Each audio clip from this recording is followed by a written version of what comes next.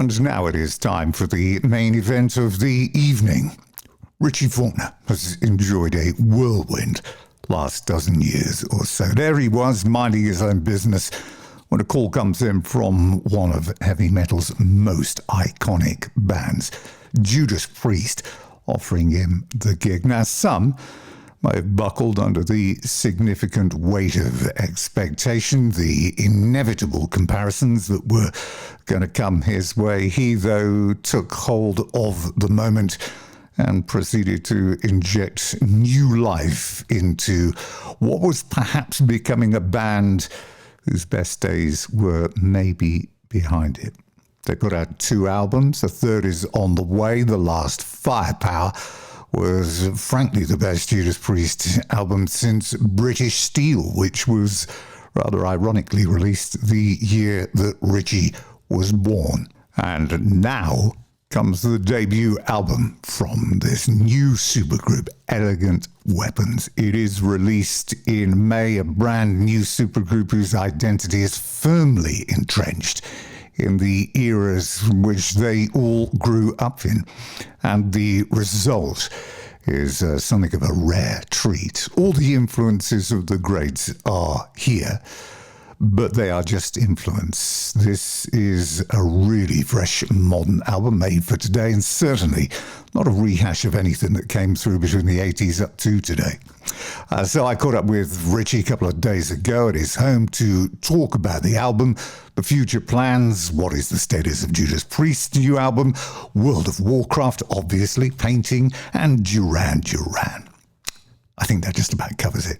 To take us there, here is the debut single from Elegant Weapons. It is called Blind, Leading the Blind.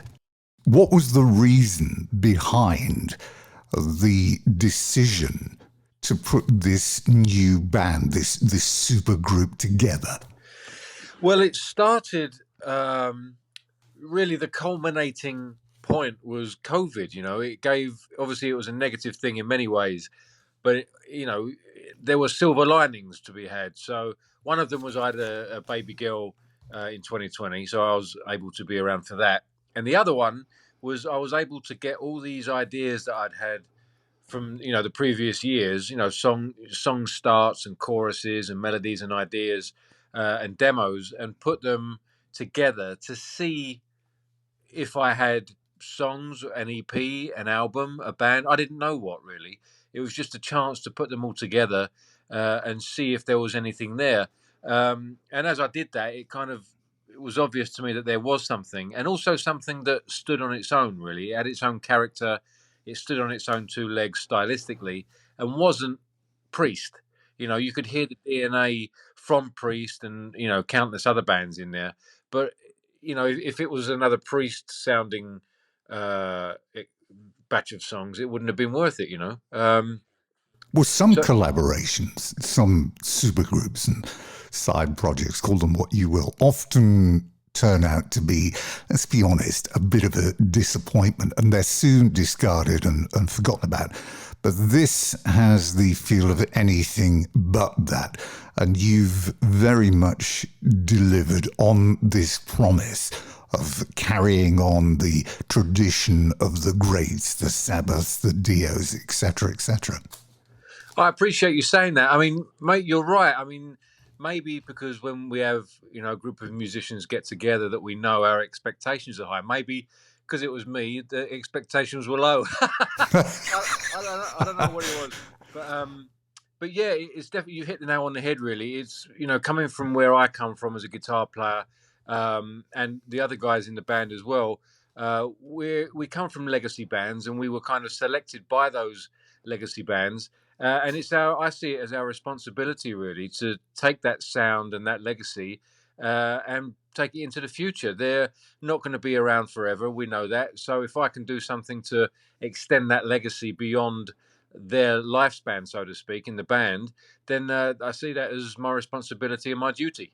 So the personnel If you look at the makeup of the band, and of course there are differences because of availabilities, etc., etc. Rex Brown, Scott, Ronnie, you, Andy, Sneap producing. It's obvious that we're going to get a great product here, even before you've heard it. But the analogy that you use is spot on.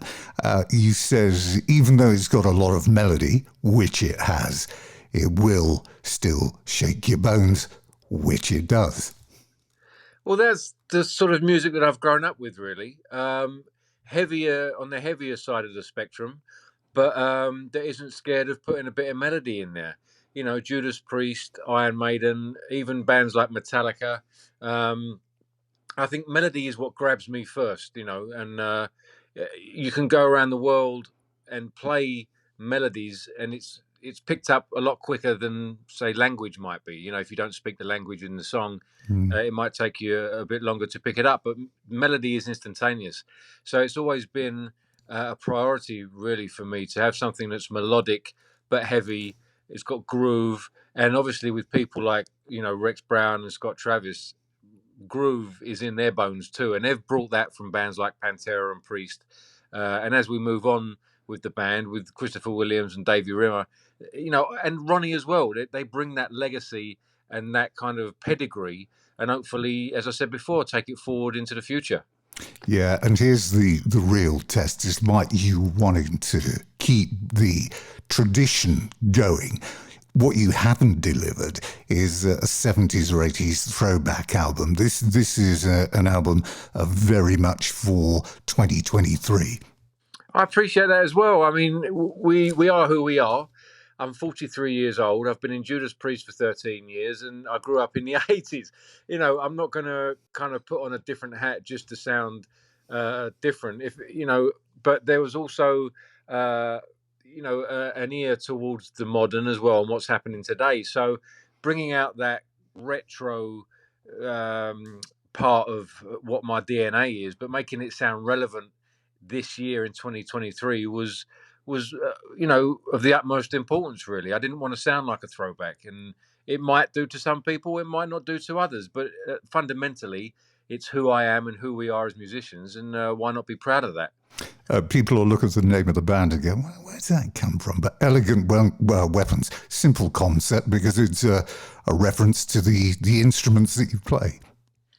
It is, and it's also a link to the lightsaber that Obi-Wan Kenobi gives to Luke Skywalker, because it's a relic almost from a bygone age. As we move forward into the future, into the modern era, different techniques, different instruments, computers, AI, the guitar, and the music. The instruments that we used before are almost becoming like relics, like the lightsaber was. And I went through an airport customs once, and I put the guitar on the customs conveyor belt, and the lady behind there said, "What is that?" And I said, "That's a guitar."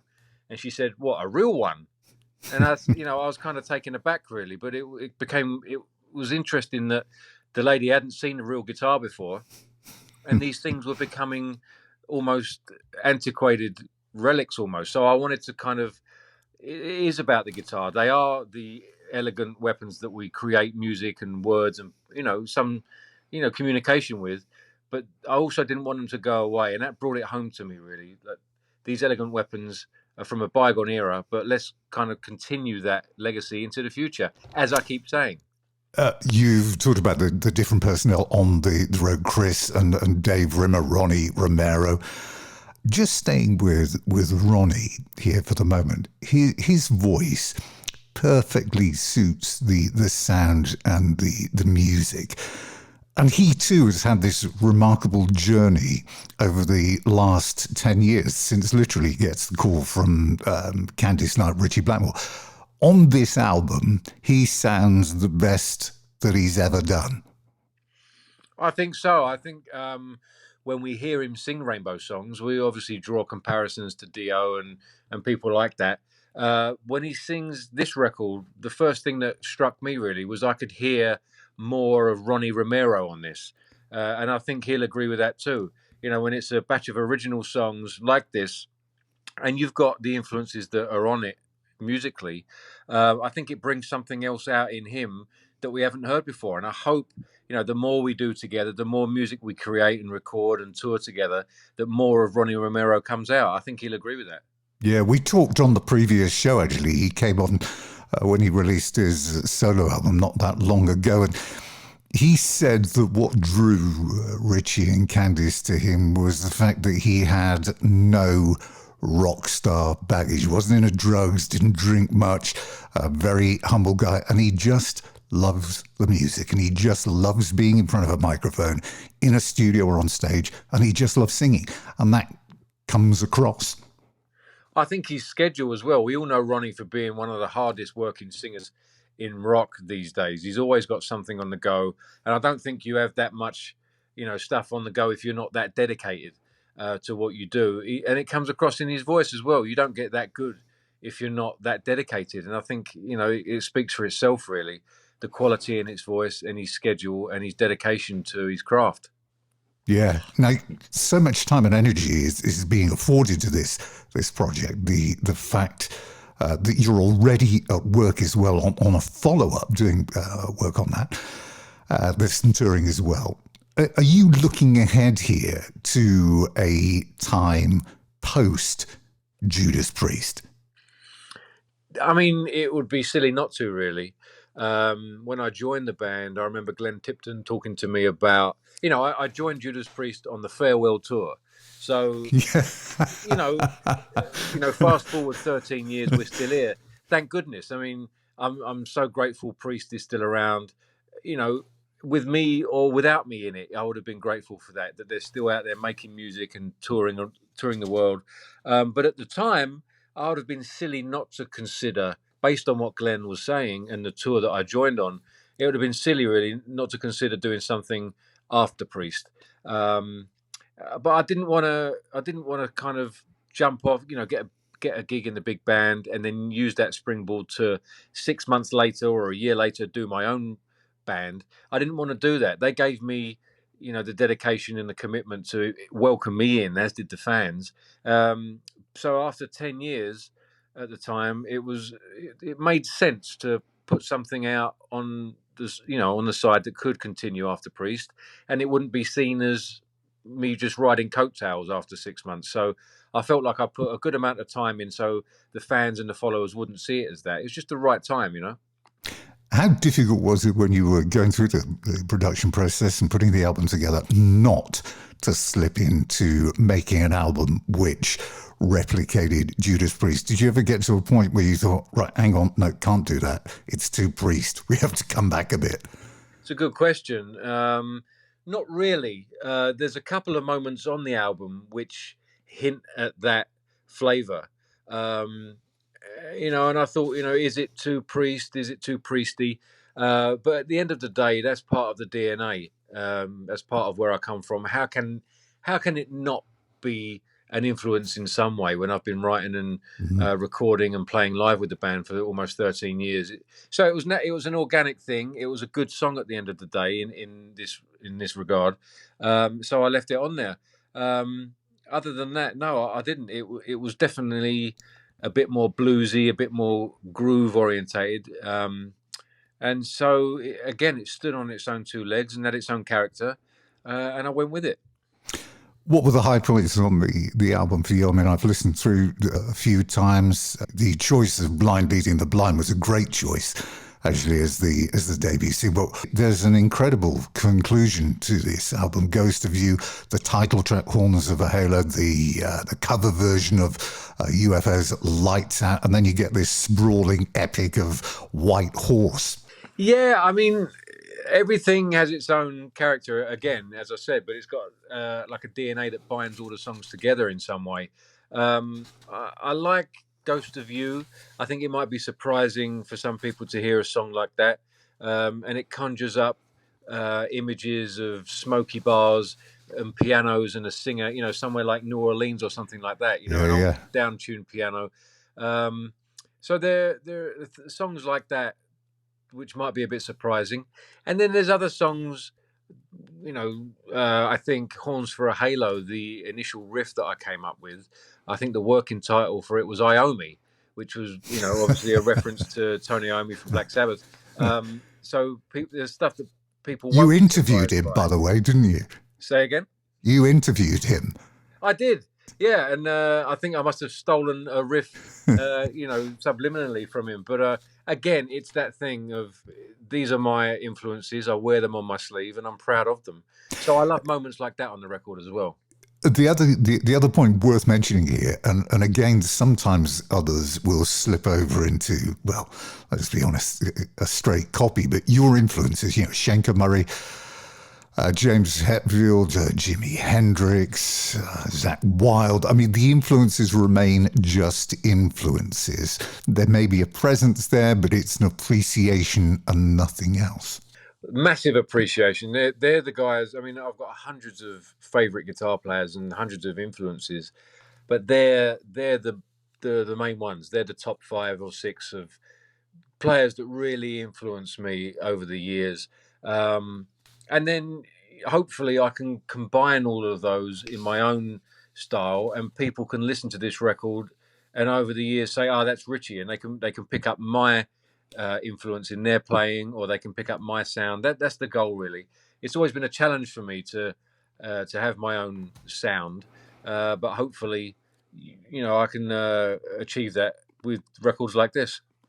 Now, I mentioned Ronnie earlier and just having this incredible journey over the last decade. Yours is no less incredible. In this 11 years since your first performance with Priest, which was May the 25th, 2011, that was on American Idol.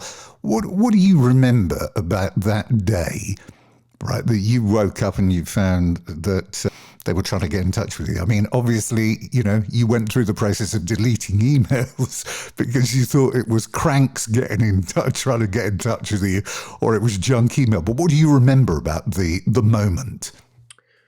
That's a great question. I mean, it was surreal, really, the situation I was in, and the situation I didn't know at the time what I was about to be in. I mean, it changed my life. It changed my life around. I think I had to borrow the train fare off of my mother to go up to meet Glenn and Rob and go through the quote unquote audition process. So it was just a life changing thing. But I knew I had a chance, if you know what I mean. I wasn't arrogant about it, but I was confident, and I knew that I could do this.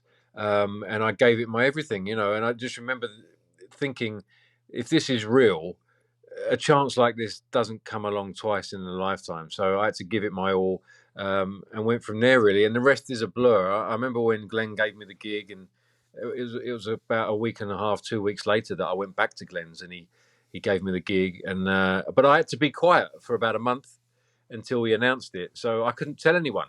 So you've got a life-changing But they experience. must have noticed a change in you after that. I mean, because you must have been walking around with a grin.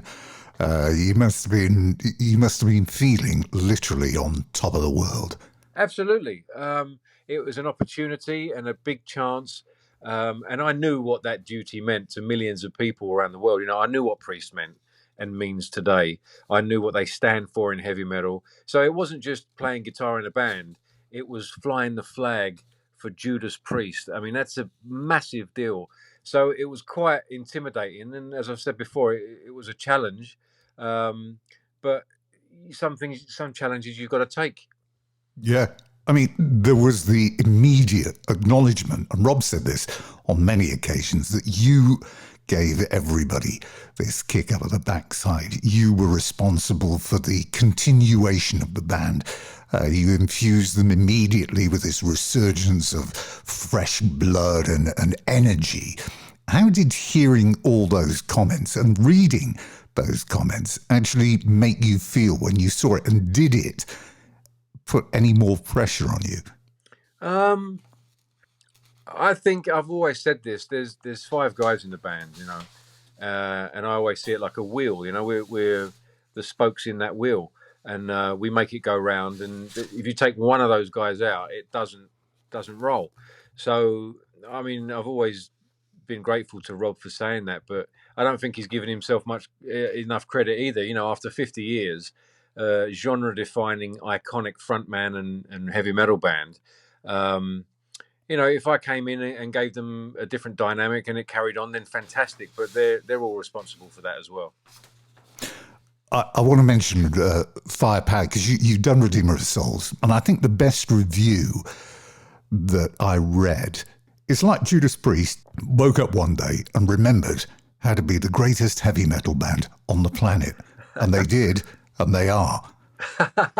That's a brilliant review. That's a very kind review. I mean, when you're writing albums, you always do them to the best of your ability at the time. You know, how can we make it sound better? How can we play better? How can we write better songs, better solos, better vocals, whatever it may be? And Redeemer of Souls and Firepower are no different in that regard. You know, you go from Redeemer to Firepower. How can we make it better? How can we do this one better? Whatever better means, and it really connected with a lot of people around the world. I think we played 9 songs from that record on that tour, which is unheard of, really. We sometimes, I mean, I know on Redeemer we played maybe 3. You play too many new songs and you lose the audience. But on that one, it made such a connection that we could play a lot more songs and people were singing them back to us. It was, for me, it was just an incredible experience. 2 of the songs on there, it's funny, isn't it, what you're drawn to most? Never the Heroes and Spectre. I mean, nobody was expecting either of those songs on that album, and yet those 2, well, for me, stood out, and yet they're perhaps the least heavy metal of all the tracks on that album. Yeah, you're right, especially Never the Heroes. It's a bit more of a mid-paced sort of rocker, but it had a really poignant message, and it really lent itself to that experience. And it lined up perfectly. The message of the song, the way the song sounded. We needed a song that was that kind of dynamic for the record. And it was one of those records where everything aligned. Even the season we were at was spring. It was beautiful. We'd go out for walks every morning, me and Andy Sneap. The whole experience was a fantastic one. And I said at the time, I don't think I'll ever make a record that I'd enjoy as much as that experience. It was one that will stick in my mind forever. So everything's going forward for you. You've got a really positive environment. You moved to Nashville. You've celebrated the birth of your first child, and then your world comes crashing down. It's September 26, 2021, when you literally nearly lose your life on stage at the Louder Than Life Festival in Kentucky after suffering that aortic aneurysm. 4 blood transfusions. Your doctors told your partner to get your family there because they didn't think you would make it. How have the events of that time altered your view on life now? Well, when you hear someone say it back to you like that, it really becomes quite an ordeal. I think when you're going through it, you go through it and you do what you do to get through it. Sometimes you don't realize how much of a big deal it was. But I think from a life's viewpoint, I think it definitely kind of makes you realize it could all change tomorrow. It's an obvious thing to say, but when you have those sort of experiences, it really brings it home to you. So all this stuff that I'm doing, I think I was back out on the road with Priest the following March. I had to go in again for another open heart surgery last August, and then 2 months later we were out on the road again. This record with Elegant Weapons, the new Priest record that we're working on, I think it gives you've got to get on with it. You've got to do what you do because you might not be here tomorrow. And that's a very real thing. You might be up there playing Painkiller one day, and then the next minute you're not. And so do what you do as much as you can, and enjoy life as much as you can, because you might not be around tomorrow. But use it in a positive way rather than being down in the dumps about it. You made a very interesting observation about that night, and it was that Judas Priest were not the headline act. It was Metallica. And you said, had you been headlining, and that had been like a 90-minute or 120-minute show, it's likely you might not have made it off the stage. I'd have carried on for sure. We don't know. I didn't know what it was. And luckily, as you said, we had a short set, so that was the last song. if we had another half an hour, 40 minutes up there, I would have carried on not knowing what it was, and I would have gone down and not come up. So there was a long list of things lining up that night, just freaky, some of them, that saved my life. You know, some decisions and just some of those twists of fate that if it had happened any other way, I wouldn't be here talking to you now. So I'm a very lucky guy. Now, a few things that people might not know about you, the person. Everybody knows about how great a player you are, but they might not know that you're quite heavily into graphic art and painting as well. I mean, rock music has long had this tradition, which has become more prevalent in recent years. And we're seeing rocks like Bob Dylan, Ronnie Wood, Rick Allen. So are we close to any Faulkner art shows coming up? Well, it's not traditional. It's not traditional painting. I actually paint. It's a bit of a nerd category, but I paint Warhammer 40k, which is little space marines, basically, little soldiers, and we play war games with them. And it's not the most cool thing in the world, but that's what we love doing. And me and a group of friends, we get together and we play those sort of war games. But you have to paint them up. You have to paint up the figures, and I love doing that. You can put like a soundtrack on, like the Blade Runner soundtrack, and just lose yourself in another world, which kind of it's got parallels to music. You know, you can put on your favorite record and lose yourself in it. So I don't think there's any art exhibitions coming up, but you never know. And your guilty music pleasure. Is it still Duran Duran? I've got tons of them. Ultravox, Duran Duran. We've all got them, and anyone that says they hasn't is lying. Well, they're lying. Yeah, without a doubt. I mean, I love the stuff from the 80s. You know, Roxy music. I'm a big Bryan Adams fan. I mean, Gary Oldman. Well, as you said, didn't somebody heavy metal up or rock up Duran Duran's Ordinary World? I mean, I'm sure they did. What a fantastic song that is. I mean, it goes in. We've all got influences like that, and it comes out. You know, when I put on a Marshall on 11 and a Flying V, and take those influences, they kind of get distilled and come out a different way. So it doesn't come out sounding like Duran Duran, but there's definitely influences in there, like chord changes and progressions and melodies that can't help but come out in a sort of indirect way, for sure. And your father-in-law, guitar legend George Lynch. Now, do you two? I mean, this is like a marriage made in heaven, isn't it? I mean, do you two ever get together and jam or rock out, or just shut the door, put the CDs on, have a few beers? I mean, it must be great to sit in there and listen to old war stories. Without a doubt. I mean, George is a great laugh. And he's a great guitar player, and I can learn a lot from George. He's that unorthodox sort of player that is him straight away. I remember the first time he came over to the house, we sat down for hours and talked about our favourite guitar players, and we ended up with Eric Johnson. We watched and listened to some Eric Johnson, and we both looked at each other depressed because Eric Johnson was so good, and is so good. So we're both guitar fans and music fans, and we have got together a couple of times and jammed in the studio, but just for fun, really. I did see a piece, and I don't know whether this was joking or not, where he said that he'd love to play with Judas Priest. Oh, I mean, I think he'd be great. I think he'd be great playing in Priest. He, as I said, he's got that unorthodox style of playing, which not the same as Glenn, but in the same manner as Glenn Tipton. It's instantly recognisable. I think he'd be a great addition to Priest. Obviously, it didn't work out that way, but he's a big Priest fan. So, he sends me songs all the time that he's written that are heavily influenced by Priest, and he says, if you want to pay me publishing, you can do that. Obviously, all in jest, but yeah, no, he's a big Priest fan, and we all are, really. And lastly, just a quick update with the new Judas Priest album. How far are you away from release? I mean, it's just Rob who's got to finish the vocals. Yeah, it's still Rob. Me and Andy Sneap flew out to Phoenix a few weeks ago and worked with Rob on the vocals, and they're sounding stellar, as only the metal god can do.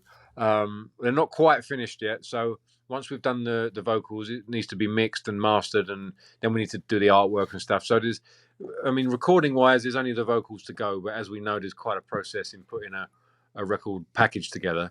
But it's not that far off. I don't think we'll see a Priest record in the future very soon. And is there any chance that the people of good old UK are actually going to see Judas Priest anytime? Oh, without a doubt. It's been a long old time. It has been a long old time. We all know why, and it's been upsetting for everyone, including us. So as soon as we can get back to the UK, I know we've been talking with management about options to do that. And as soon as we can get back there, we will be. And we've missed the UK. We haven't been back there. We haven't been in the UK since 2015, I don't think. So it's too long, and we look forward to seeing you all very soon. Well, my thanks to Richie Faulkner. Elegant Weapons release Horns for Halo this May. And there is a new track from the album released on April the 14th. It is called Do or Die. So keep an eye out for that. All I can say, having listened to the album over the last week, is that it does grow significantly. And it's one of those, when every time you put an album on, you come away thinking, well, that's my favourite track.